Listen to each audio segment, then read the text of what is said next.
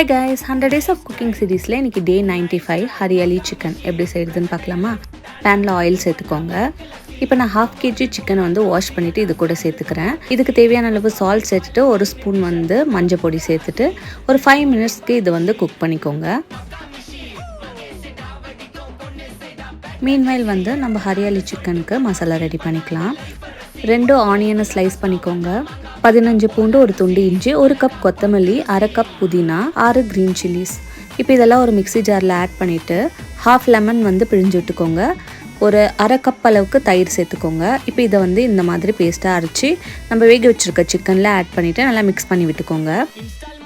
இது கூட 1 கப் அளவுக்கு தண்ணி சேர்த்துக்கோங்க. தண்ணி சேர்த்து கொதிக்க ஆரம்பிக்கும் போது 1 ஸ்பூன் கரம் மசாலா ஆட் பண்ணிக்கோங்க. ஒரு 10 மினிட்ஸ் குக் பண்ணிங்கன்னா இந்த மாதிரி எண்ணெய் பிரிஞ்சு வந்துடும். அவ்வளோதாங்க, ஹரியாலி சிக்கன் ரெடி.